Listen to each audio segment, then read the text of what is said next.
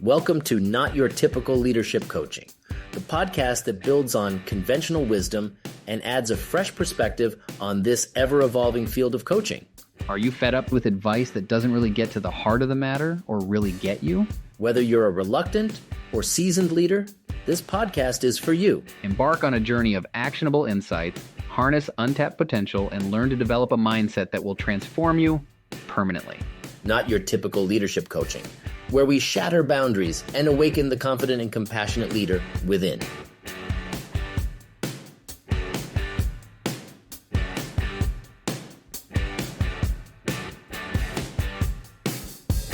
Hi, everybody. Thanks for joining us on episode number 1 of our podcast. My name is Bill Tierney. I'm a results coach and an IFS practitioner, and my partner is... I'm Martin Kettlehut, and I am a business coach. And this is the Not Your Typical Life Coaches podcast. Marty, you and I have known each other, I want to say about 7 years now. Does that sound about right? That sounds about right. I don't know exactly, but that's about right. Yeah. Marty and I have been in the same mastermind group that meets on Friday mornings, and we've been meeting almost every single Friday morning since, I think, 2015 or so, 2016, somewhere in there. And often in between. And often in between. We actually finally met in person last year in Santa Fe, New Mexico.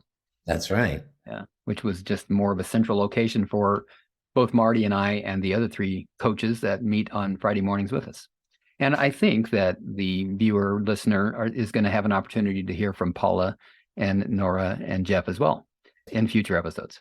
I think so too. All right, so today we're talking about the 5 common misconceptions about life coaching. A little background on why do we want to talk about this. There are probably more than 5, but we're focusing on these 5. There's a ton more than 5, I'm sure. These are just the 5 that we think are probably pretty common to most folks. I hear them more often, yes. Yeah. Let's just name them first, and then let's go back and talk about each one for a few minutes. There is one common misconception is that life coaching is just like therapy. Another one, that number 2, let's call number 2, is that there needs to be something wrong in order for you to need life coaching. That's right. Number 3, life coaches make their clients do what their clients don't want to do. That's how they get them to get results. Number 4, life coaching is not affordable. And then number 5, all coaches are the same. Look, you've got glasses. I'm bald. You're bald. I've got glasses. Oh, wait, I shaved. We're both wearing blue shirts. So you want to take on It's Like Therapy first, or shall I do that one? I think you've given this a lot of thought, and you can tell your audience why, too. You've given this a lot of thought and so let me ask you just about that. If somebody comes to you, what's the first thing how do you distinguish those two right off the bat? Therapy versus coaching? What I say is that therapy is present and past focused, and life coaching is present and future focused. Now, having said that, there's a gray area. You might see in my nameplate there, I'm Bill Tierney. I'm a results coach and an IFS practitioner. I'm a certified IFS practitioner, which means that I use the internal family systems therapy model. Even though I'm not a therapist, I was trained in the IFS therapy model. And so I was trained right alongside of therapists and learned a lot more about therapists and therapy, and really had to work hard to figure out what is the difference between life coaching and therapy. Because a couple of years after I came out of my training, I was doing probably something that looked a lot more like therapy and a lot less like life coaching, and gradually evolved back into life coaching. And here was the biggest difference that I noticed. Prior to being trained in the IFS model, I was helping people to achieve results by identifying objectives, identifying measurements for those objectives, and then talking about what was getting in the way of clients getting the results that they wanted already. Mm-hmm. And I learned the therapy model and began going into the past using IFS. And while it was really effective in healing and resolving lifelong wounds, I noticed with my clients that there wasn't a lot of forward progress. Mm-hmm. So just in the last couple of years, I've shifted back in the direction of let's look at results. That's the primary focus. and the way to measure how we're doing in life coaching. And let's use the IFS therapy model to help people when they get stuck. So I'm back to, let's look at what's happening presently, and let's look at what you'd like the future to look like, and how can I help you get there? Whereas a therapist might look at, let's look at what's happening now, and let's look at what's happened in the past that creates the now that you're experiencing. See if we can make that better. Like manage suffering therapy would be another way to look at it. And manage possibility would be a way to look at what coaching is. Interesting. Yeah. Because it seems like once you do get the past managed, there's going to be an almost automatic thrust forward into, okay, now what's possible now that I don't have to carry that baggage around? Yes. But interestingly, if there's not an intention to do that, then it's very easy to stay in the next thing to heal about the past. Think of it this way. I'm 68 years old. I didn't discover IFS until 7 years ago. So when I was 60, 61 years old. Up to that point, I had continued to accumulate emotional wounds in my life at a much slower pace. I've been sober now for over 40 years. I've been doing a lot less damage in my life and making a lot better choices, but still, I've been packing around childhood wounds from a traumatic, violent, alcoholic parents' childhood and never have really healed any of that. So every single day of my life for X number of years, I was experiencing life through the lens formed by parts of me that made up what was true in the world. But that lens was really distorted by that violence that I was raised around and the alcoholism that I was raised around and the really twisted ideas, the legacy ideas that I was handed and then took with me into my adult life. Now I start going to therapy, and the therapy is very effective, and I'm dealing with one part of me at a time that took on the pain or the fear or the misinformed ideas from the past and still carries them into the present moment. I can heal one part at a time, and how many hundreds, maybe thousands of parts of me got wounded along the way. At some point, if I don't have an intention for why am I healing in the first place, is it just so that I can feel better and manage my suffering? That's a great reason to go to therapy, absolutely. But in life coaching, what I want to do is have an intention of healing so as to experience the possibility of the life I want to be living. Got it. Yeah. Yeah. That's really, I think you've distinguished it really well. Is there any, I mean, maybe some people might want to know, like on the surface, is it like the same that you spend an hour with somebody talking and you're the action partner in the partnership? The cost, is it similar? To therapy? Yeah. Oh, so much of therapy is covered by insurance. Now, I know a lot of therapists are trying to get away from that because insurance companies are trying to dictate how they do therapy and dictate how much they can charge for therapy and how much they can't charge for therapy. And so it's becoming more and more difficult to do two things. This is what I'm getting from some therapists that I've talked to make a profit in their business and to be effective as a therapist with their clients, because insurance companies are dictating I see. how they do therapy and how much they can get paid for doing therapy. The truth is, therapy is as valuable as life coaching, and in some cases, even more valuable than life coaching. However, the way the money works right now, mostly because of insurance, life coaches make more than therapists do. Coaches charge more than therapists do. And the people that can hire life coaches are people who both are in a financial position to be able to afford to do that. And secondly, recognize the value of having someone help them change their perspective from focusing on the suffering that they're experiencing to focusing on what's possible if they could heal that suffering. Got it. Got it. Great. I think that gives people a lot to chew on right there. Why don't we move on then to the next topic and let's have you talk about it. There needs to be something wrong if you're going to hire a life coach. Yeah, I've often gotten that impression or heard people actually say that. And I can see why you would have that impression. Like, I'm living my life. I'm a perfectly normal, healthy, capable person. Why would I ever go to a coach if there wasn't something wrong? One of the easiest ways, I think, to distinguish why you might go to a coach is if you wanted to bust out of that ordinariness that life has, if you set a goal to accomplish something that you never accomplished before, not that there's anything wrong, but why not build an extension on the house? So that's not a good example because you go to a contractor for that. But let's say you just wanted to have much more vibrant relationships, or that you could make a lot more money than you currently do. But how do you get to that place? You might just have a goal that takes you beyond what has been the norm in your life. And there are three things mainly I see that the coach brings to that. And one is a structure. A lot of times we have like a project we're working on, and if there's time on Saturday, you get to it, but maybe you're going in the wrong direction and you find that out 3 weeks later. A coach helps you get focused in the right direction, gives you a weekly structure and steps to take.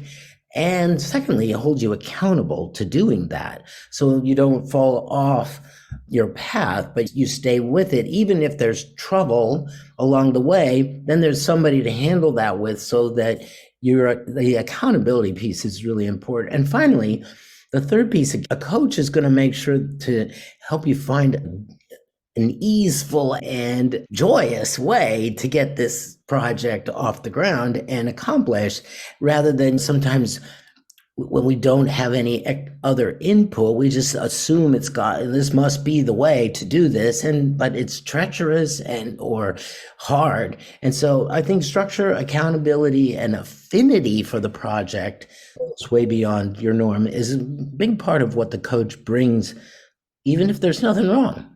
Yeah, exactly.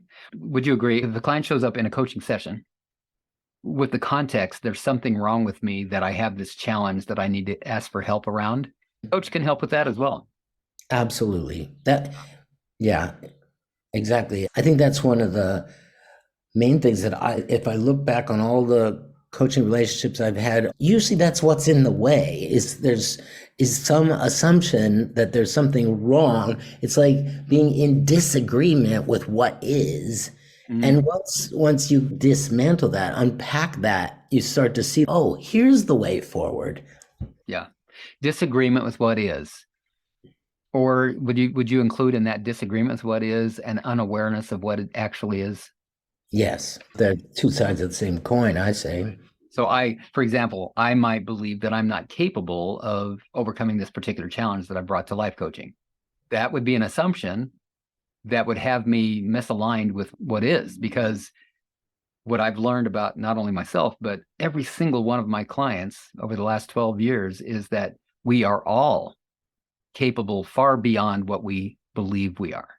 Truly. And so that misalignment with that reality, what I've experienced, a lot of my clients bring in to coaching. Exactly. Anything else you want to say about that there needs to be something wrong? No, I think that's good. Okay. So the third common misconception that you and I decided we wanted to talk about today was that coaches make their clients do things that they don't want to do. And that was one of the ones that I came up with. So I'd love to talk about that a little bit. Okay, yeah. Have you actually experienced that? Where somebody said, you're going to make me do stuff I don't want to do? Yes. I've had a lot of clients that come to me and say, okay, I'm willing, mea culpa. And it's almost like they turn their backs and are waiting for me to crack a whip on them so that they can get motivated and do some work. And that just is not sustainable. It's just not a sustainable way to help people, in my opinion. I know that there are actually coaches out there that do that. And we're going to talk about all coaches are the same as the fifth misconception. So I'll leave that part of this alone. But when I was still a mortgage loan officer and had the idea that I might just want to be a therapist, by then I was already 55 years old and still had all of a high school education. For my higher education had reached all the way to grade 12 and I graduated. Of course, to be a therapist, you need a lot more education than that. I had never gone to college. And so I thought, I'm a mortgage loan officer. I can do some part-time school. And yeah, sure, it'll take me till I'm 70 to become a therapist, but I think I want to do that. There's something in me saying I need to be working with people. I really want to be able to help people. I think a lot of that came from my alcoholism recovery 12-step program, where I was taught that you do service work. And because I sponsored so many people in the 12-step program and enjoyed that so much, I thought I really should just be doing that for a living as a therapist. I see. So I went to a couple of quarters of school and spent a bunch of money, loved it. I loved being in school. I loved learning, and I loved the idea of becoming a therapist. However, I couldn't figure out a way to both pay for school without going into further debt and continue to support myself, making a living as a mortgage loan officer. It was just splitting my attention way too much, my focus. So I was complaining about how disappointed I was that I wasn't going to be able to continue that with a friend. Her name was Billy. And Billy said, "Oh, you should talk to my life coach, Carlos." And I said, "Why? Why would I want to talk to your life coach, Carlos? And what does that have to do with me being disappointed that I'm not going to be able to go to school anymore?" And she said, "You just need to talk with him. Carlos is amazing." Okay, great. And so I hoped that she would just forget about it. About 2 weeks later, she calls me up. Did you talk to Carlos? And I said, "No, I don't want to talk to Carlos. Why would I talk to Carlos?" So she said, "Did you talk to your friend Carlos or to my friend Carlos?" And I said, "No, why would I talk to Carlos? Why do you think he's so great? Why do you go to Carlos?" And she said, "Because he makes me do what I don't want to do." Ah, there it is. That's it. I will never hire a life coach. There was. I don't want somebody telling me to do what I don't want to do. And I certainly don't want to pay somebody to tell me to do what I don't want to do. It sounds like masochism. And since then, I've learned that a lot of people believe that's what's going to happen. They're going to go to life coaching and they're going to say, "All right, I want to make more money. I want to get a better job. I want to improve my relationship. I want to do a better job at running my life. Now tell me how to do it." Mm-hmm. The coach is going to say, "You need to do this and this." And then I'm going to write down what you say you're going to do. And then I'm going to beat you up next week when you come back and say that you didn't do it. The old cookie cutter approach. Everybody just do what I say. Exactly. Yeah. And so I was delighted when I finally spoke with Carlos and learned that, and by the way, I'm so and ever will always be grateful to Carlos for setting the standard of what a good coach should do and who a good coach should be. And Carlos, he didn't spend a lot of time explaining anything to me. I could just tell by the way he was talking with me that I was going to be encouraged to be myself. And that was good enough. Coaches, yes, there are coaches out there that make their clients do what they don't want to do. And there's a lot of them. And there's a lot of them that charge a lot of money to do that. That actually works for some clients. That's not my style of coaching. I happen to know that's not your style of coaching. What I do instead is I get really curious with clients about what it is that they want. And then I help them get curious about what would stop them from actually getting that. Yeah. And that's a much different approach. Very different. Yeah. There's a certain similarity to the last misconception that there has to be something wrong that will make you go to a coach. To this one, I'm going to have to do something I don't want to do. It's that very thought that is in the way, that you're going to have to do something you don't have to do to achieve the thing that you want. Or just like in the last one, there's something wrong and you don't want there to be anything wrong or to admit that there's anything wrong. And so it's that very thought that keeps you from achieving. And once that gets seen under the microscope of coaching, then you're like, oh, yeah, I could do this a different way. Let's find a different way to achieve the same thing. You want to talk about the next one, which is that life coaching is unaffordable. Yeah, I would be happy to. So 2 things at the outset of talking about this, and I'd love to get your input too. One is that it's best to think of this as an investment, as opposed to you pay for a product or a service and you get that product or service and that's the end of the exchange. Investing in coaching, like you said, it's investing in having your true self come out from under all the years of conditioning and all of the disempowering conversations that you've picked up in your head and that you've been racing around with. This is an investment that's priceless. That's what I have found myself in getting coached, is that I would have paid 3-4 times as much as I paid for it. Now that I see how much more in my own skin and at home in this world I am and able to do what I want to do. So first of all, it's an investment, not like a flat fee. You will get so much more out of it. And that's good to keep in mind, in part because it might look like your bank account's going down at first, but you're going to be able to produce whatever you want out of coaching. And so you'll pay that back to yourself and you'll be very happy that you made the investment. It's priceless. So that's my first thing that I would say. What do you think about this? As I listened to you say that, I agree with everything that you said. And one of the things that you said pointed to that there's going to be a direct way to make up the money that you've spent on coaching by the money that you make. And that's not especially true unless money is going to be your focus. For example, I very early in the conversation with the client will ask them, what is it that you hope working with me will help you achieve? And if their answer is, I want to make more money, then I'm all about helping them whatever needs to happen in order for them to make that more money. A big part of that is understanding why. So you want to make more money. Why? What if you made more money? What would that give you that you don't have now? And it's usually whatever that thing is that they're hoping money will give them. That's what they really want.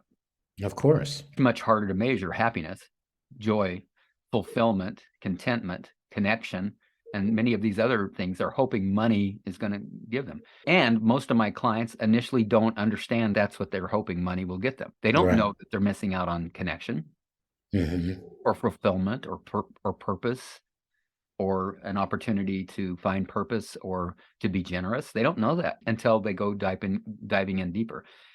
Carlos, my first coach, helped me to go in and understand myself in a way that I previously did not understand myself.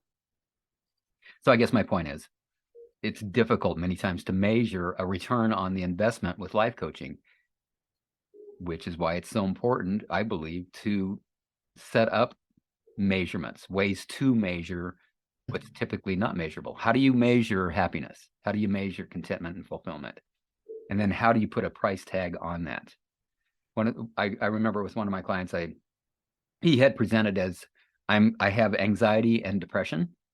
I'm highly functioning. People don't know at work when I show up that I have depression and anxiety because I'm highly functioning. I'm a leader where I work. People are shocked. People would be shocked if they found out I have depression and anxiety. And my question to him was, so if someone could hand you a pill, let's say, that you could take, and that would eliminate your depression and your anxiety, what would you be experiencing instead? And we talked about that and explored that for a while. And then I asked him, so if you could have that, what would that be worth to you? I think he said something like $30,000 or $40,000. He said, there's no amount of money. I'd pay $100,000 for that.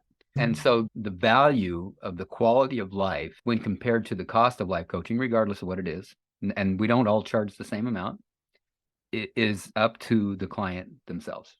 Is it worth it? That's ultimately, it boils down to that. The client needs to decide, if I could get what I really want with the help of a life coach, would it be worth what the life coach is asking me for to support me in getting that? Anything else you want to say about that? Yeah, I recognize that I'm coming at this from a business coaching point of view. So money is usually a central measure and so that's why my comment was coming from. But even if money isn't what you're measuring, you're going to come out of life coaching in a much more powerful place, such that people are going to want to pay you more for whatever you already do. And you're going to have more freedom of expression in life in general, and you can command more.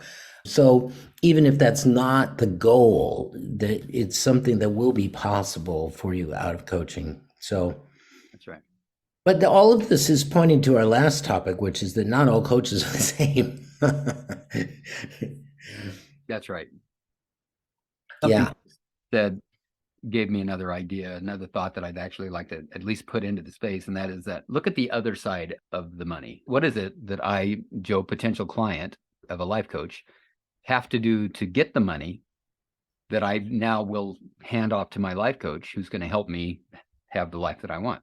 If what it is that I'm doing to get that money is draining me and fatiguing me and just sucking the life out of me, what if life coaching could help me to shift that in whatever way it shifts? Typically, if it's going to be sustainable, it's going to shift from the inside out In other words, how I view what it is that I do, that I get the money that I get, that I pay my life coach to get the life that I want.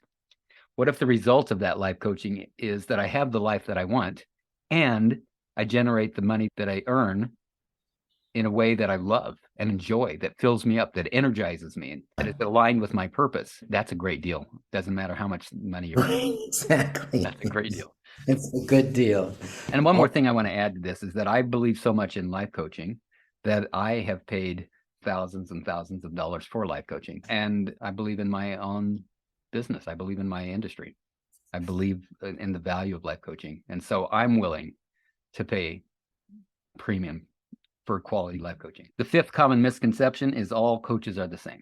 Yeah, one distinction I would want to make right from the very beginning about different kinds of coaches is there's a lot of coaching that is about process. It's about maybe a cookie cutter approach. I've got this system. If you just do this system, it's guaranteed to give you what you want, but it's not actually, but you will go through the process. I know many people that have been to other coaches and didn't get what they wanted, but they went through the whole system. And there's another way I'm trying to frame this, another piece of it. And a lot of books fall into the same category, like self-help books. It's a process, it's a system, and you just throw yourself into it and see what comes out.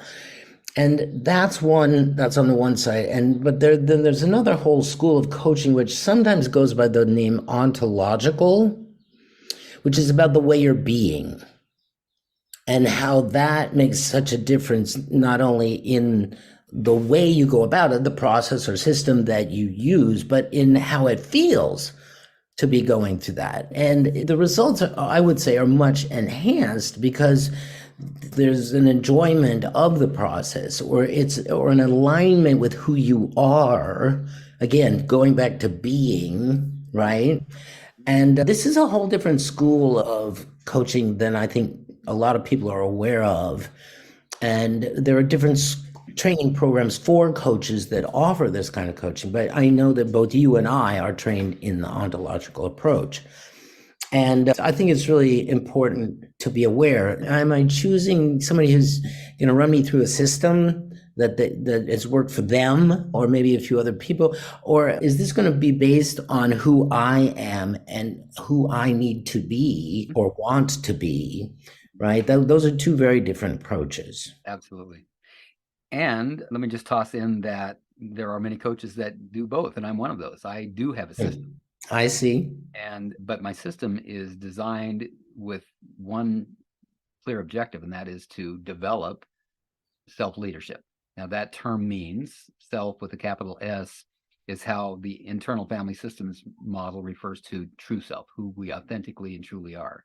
The idea is that who we authentically and truly are, it has access to resources and qualities that those, let's call it parts of ourselves, that ego, that our strategies that we employ and the attitudes that we bring into the world by themselves without being connected to that true authentic self, we don't have access to those same qualities and resources. So the goal is get to self-leadership, help the client to identify who they really are and begin to have the experience of and tap into those resources and qualities so that they can dramatically increase their capacity for what they're capable of in life.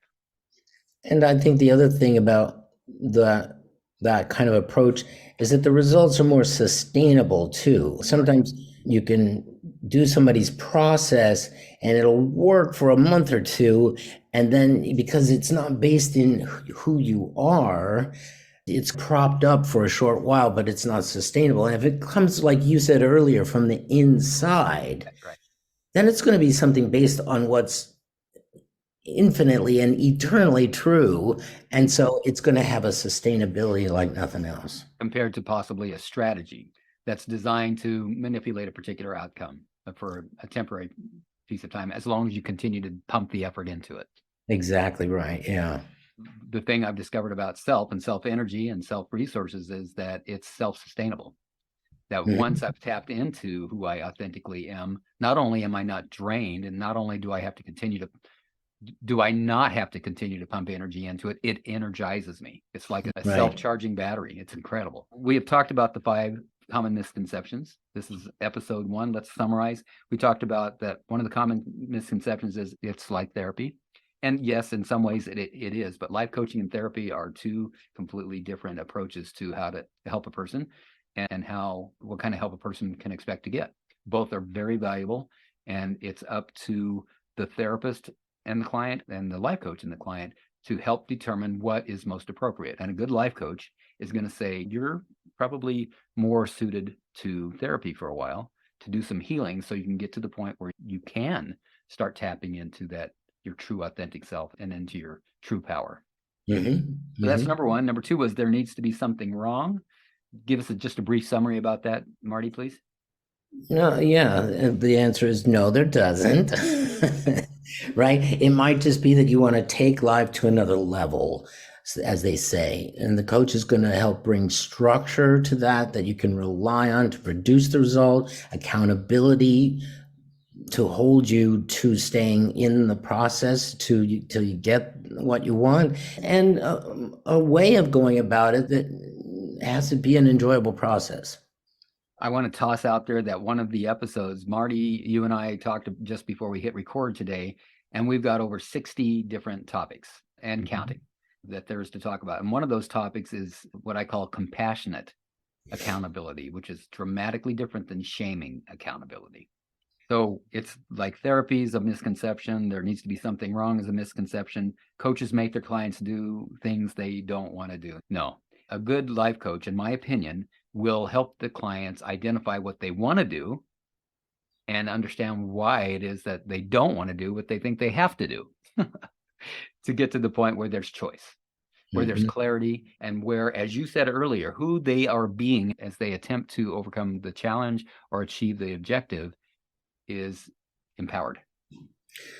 I loved what you just said, that there's choice. That might be one of the cornerstones of coaching, is whether it's because something's wrong or whether it's because you have a project that takes you to another level. The coach is always helping you generate more choices about what to do and how to do it. And, and we tend to fall into these tunnels of thinking, and the coach is always going to give you more choices, open things up for you. Yeah, and reminds me another topic that we'll talk about in a later episode, and probably that episode will be called I Only Do What I Want to Do. Good. Yes. We also talked about whether coaching is affordable, the misconception being that I'm not going to be able to afford that. And in that, just to summarize what we said is, first of all, this is an investment in being your true self, and it's priceless. And then the final one is all coaches are the same. And I think the viewer, listener probably can already tell that between you and I, Marty, they would have different experiences if you were their coach and if I were their coach. That's you true. and I obviously are not competing with each other. There's plenty of clients to go around. There's not enough good coaches to take care of all the clients that really deserve a good coach. I believe that, of course, it's up to the client to determine, is this a good fit for me or not? Does this coach get me? Does this coach actually resonate and understand where I'm coming from and what it is that I want? And will their approach work to support me in getting what I want? Implied in all of this is shop your coach. Have a session with several and see what's going to work best for you. Yeah, that's right. Thanks for joining us in episode number 1. We look forward to seeing you again in the next episode. Thanks, Marty. Thank you. That concludes another episode of Not Your Typical Leadership Coaching. We hope you found inspiration and valuable insights to fuel your leadership journey. Remember, true leadership is not about you. It's about empowering others. Take your insights to heart and cultivate a leadership mindset that will transform you from within. Thank you for joining us on this quest to leadership excellence. Don't forget to subscribe and stay tuned for our upcoming episodes where we delve deeper into the art of leadership. Until next time, remember that you have the power to lead with confidence and compassion from the inside out.